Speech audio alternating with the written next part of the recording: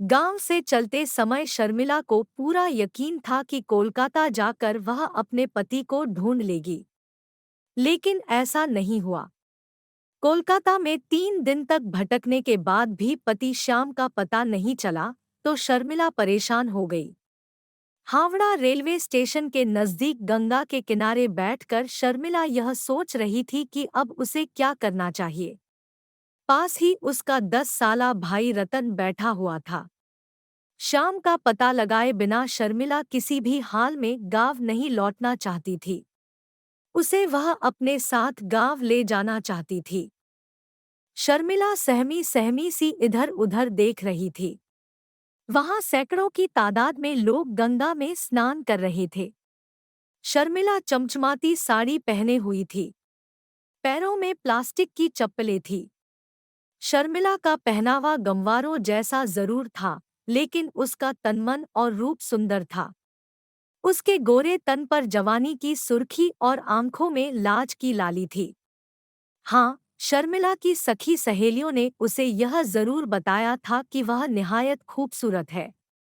उसके अलावा गांव के हम उम्र लड़कों की प्यासी नजरों ने भी उसे एहसास कराया था कि उसकी जवानी में बहुत खिंचाव है। सबसे भरोसेमंद पुष्टि तो सुहागसेज पर हुई थी। जब उसके पति श्याम ने घूंघट उठाते ही कहा था, तुम इतनी सुंदर हो जैसे मेरी हथेलियों में 14वीं का चांद आ गया हो। शर्मिला बोली कुछ नहीं थी, सिर्फ शर्मा कर रह गई थी। शर्मिला बिहार के मुजफ्फरपुर जिले के एक गांव की रहने वाली थी। उसने 19वां साल पार किया ही था कि उसकी शादी श्याम से हो गई। श्याम भी गांव का रहने वाला था। शर्मिला के गांव से 10 किलोमीटर दूर उसका गांव था। उसके पिता गांव में मेहनत मजदूरी करके परिवार का पालन पोषण करते थे। शर्मिला 7वीं जमात तक पढ़ी थी, जबकि श्याम मैट्रिक फेल था। वह शादी के 2 साल पहले से कोलकाता में एक प्राइवेट कंपनी में चपरासी था। शादी के लिए श्याम ने 10 दिनों की छुट्टी ली थी, लेकिन शर्मिला के हुस्नोशबाब के मोहपाश में ऐसा बंधा कि 30 दिन तक कोलकाता नहीं गया। जब घर से श्याम विदा हुआ, तो शर्मिला को भरोसा दिलाया था, जल्दी आऊंगा। अब तुम्हारे बिना काम में मेरा मन नहीं लगेगा। शर्मिला झट से बोली थी, ऐसी बात है तो मुझे भी अपने साथ ले चलिए। आपका दिल बहला दिया करूंगी। नहीं तो वहां आप तड़पेंगे, यहाँ मैं बेचैन रहूंगी। शर्मिला ने श्याम के मन की बात कही थी, लेकिन उसकी मजबूरी यह थी कि 4 दोस्तों के साथ वह शर्मिला को रख नहीं सकता था। सच से सामना कराने के लिए श्याम ने शर्मिला से कहा, तुम 5 से 6 महीने रुक जाओ। कोई अच्छा सा कमरा ले लूंगा तो आकर तुम्हें ले चलूंगा। श्याम अंगड़ाइयां लेती शर्मिला की जवानी को सिसकने के लिए छोड़कर कोलकाता चला गया। फिर शुरू हो गई शर्मिला की परेशानियां। पति का बिछोह उसके लिए बड़ा दुखदाई था। दिन काटे नहीं कटता था, रात बिताए नहीं बीतती थी। तिल तिल कर सुलगती जवानी से शर्मिला पर उदासीनता छा गई थी। वह चंद दिन ससुराल में तो चंद दिन मायके में गुजारती। साजन बिन सुहागन शर्मिला का मन न ससुराल में लगता न मायके में। मगर ऐसी हालत में भी उसने अपने कदमों को कभी बहकने नहीं दिया था। पति की अमानत को हर हालत में संभालना शर्मिला बखूबी जानती थी, इसलिए ससुराल और मायके के मनचलों की बुरी कोशिशों को वह कभी कामयाब नहीं होने देती थी। ससुराल में सास-ससुर के अलावा 2 छोटी नंदे थी। मायके में माता पिता के अलावा छोटा भाई रतन था।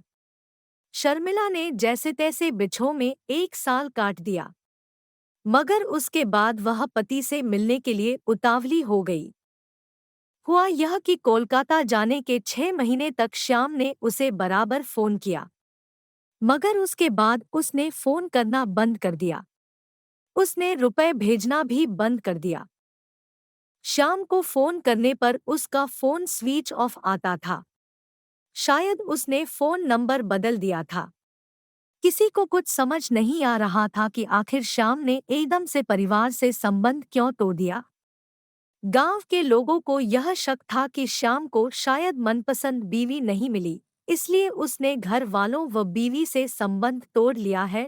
लेकिन शर्मिला यह बात मानने के लिए तैयार नहीं थी। वह तो अपने साजन की नजरों में 14वीं का चांद थी। श्याम जिस कंपनी में नौकरी करता था, उसका पता शर्मिला के पास था।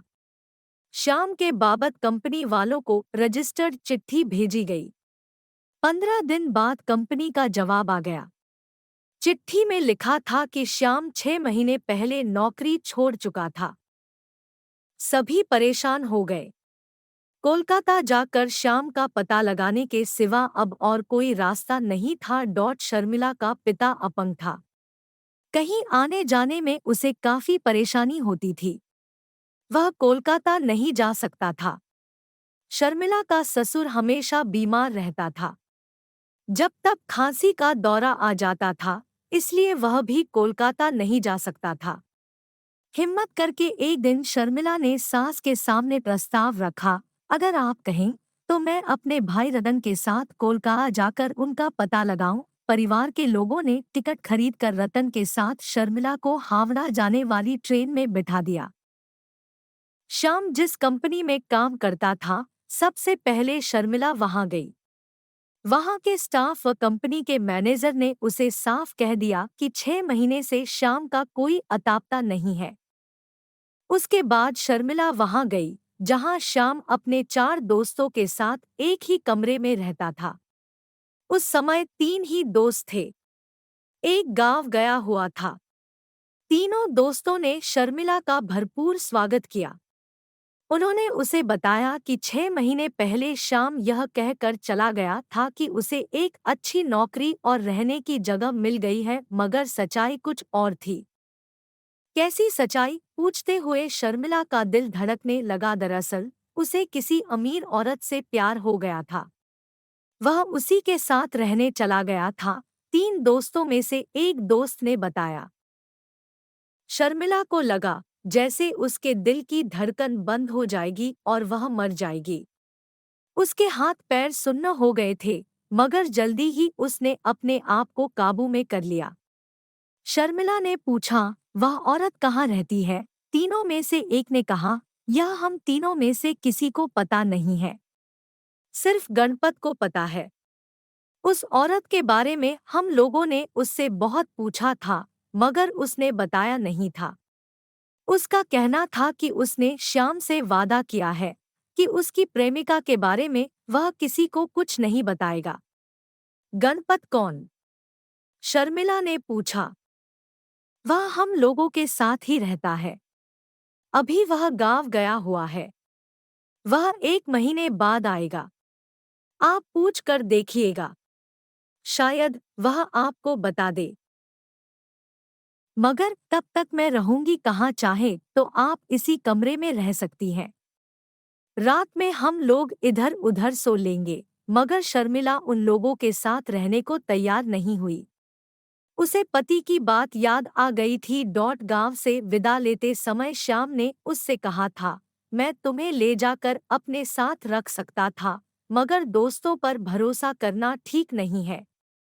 वैसे तो वे बहुत अच्छे हैं, मगर कब उनकी नीयत बदल जाए और तुम्हारी इज्जत पर दाग लगा दें, इसकी कोई गारंटी नहीं है। शर्मिला अपने भाई रतन के साथ बड़ा बाजार की एक धर्मशाला में चली गई।